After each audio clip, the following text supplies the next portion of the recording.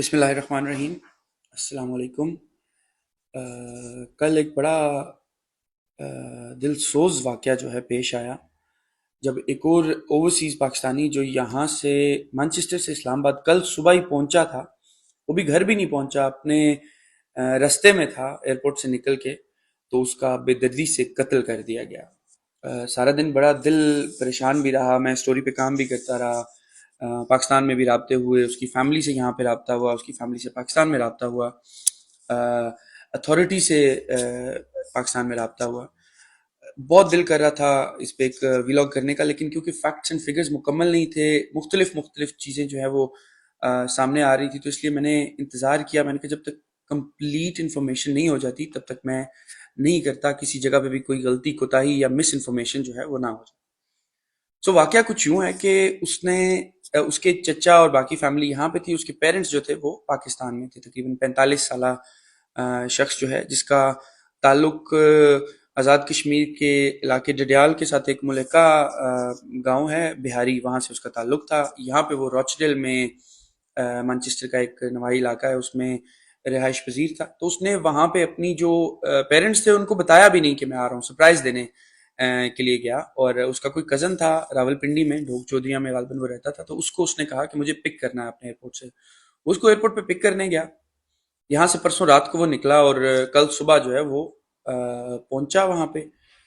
Airport سے نکل کے، تو ایک مہران گاڑی ہے بتایا جاتا ہے جس میں یہ دونوں جا رہے تھے، تو پشاور روڈ کا علاقہ ہے، رینج روڈ، وہاں پر کچھ پولیس کی وردی میں ملبوس ڈاکو جو تھے، انہوں نے ان کو روکا، پہلے ان کے آئی ڈی کارڈ چیک کیے، اور اس کرنے کے بعد اس کے فرنٹ میں اس کے پاس ایک بیگ تھا، ہینڈ بیگ جو ہوتا ہے، وہ انہوں نے جو ہے جب کھینچنے کی کوشش کی تو اس نے ریزسٹ کیا اس پہ،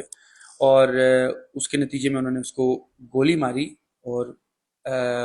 وہ وہاں سے بھاگے۔ کزن اور دیگر لوگ جو تھے وہ اس کو لے کے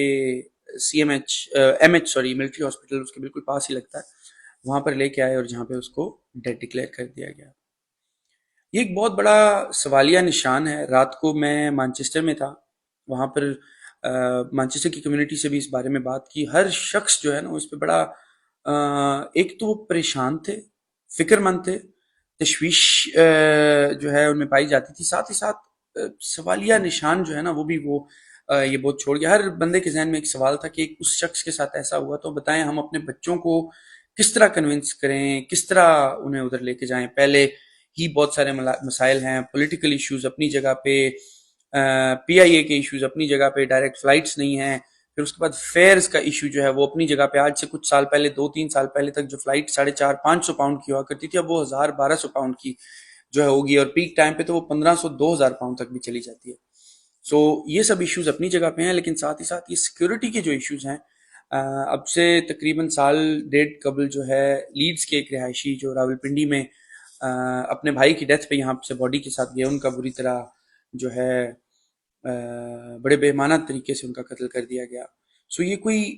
نئی بات نہیں ہے، اس طرح کے واقعات پہلے بھی ہوتے آئے ہیں، ہم نے بھی اپنی آواز یہاں سے اٹھائی،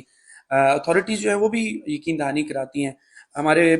کلیگ بھی ہیں اور بڑے اچھے دوست ہیں، عدیل وڑائچ صاحب دنیا نیوز کے اسلام آباد کے بیورو چیف ہیں، میں نے ان سے رابطہ کیا تو انہوں نے بڑے پرومپٹلی جو ہے ود ان منٹس اسلام آباد راولپنڈی پولیس کا جو موقف تھا، ان کے جو ترجمان ہیں وہ بھی ہمیں لے کے دیا، ان کا بھی یہی جو ساری انفارمیشن میں نے آپ کو دی ہے یہ اس میں تھی۔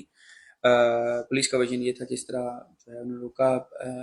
پرچہ جو ہے وہ درج کر لیا گیا ہے اور ان کی تلاش جو ہے وہ جاری ہے، ابھی تک کسی کو گرفتار نہیں کیا گیا، لیکن اس کے بعد جو پولیس ریپرزینٹیوز تھے وہ ان کے جو راولپنڈی والا گھر ہے ادھر بھی گئے، انہوں نے ان سے تعزیت بھی کی، اور انہوں نے یقین دلایا کہ اس معاملے کی تحقیقات جو ہیں بالکل فری اینڈ فیئر کی جائیں گی۔ لیکن سوال یہ اٹھتا ہے کہ آخر یہ ایسے واقعات جو ہے وہ کب تک ہوتے رہیں گے، اوورسیز پاکستانیز کو کب جو ہے تحفظ مکمل طور پر فراہم کیا جائے گا، یہ ایک سوال ہے جو سارے لوگوں کے دلوں میں ہے، اور بڑی ایک جو ہے نا ایک سیڈ سا انوائرمنٹ تھا۔ کل سارے لوگ جو ہے نا اس واقعے کو ڈسکس کر رہے تھے، اسپیشلی کیونکہ میں مانچسٹر رات کو ایک کمٹمنٹ تھی ادھر تھا، تو ادھر پولیٹیکل لوگ بھی، میڈیا کے لوگ بھی، جتنے لوگ ہیں وہ بڑے اس واقعے کو لے کے اداس بھی تھے اور کنسرنڈ بھی تھے۔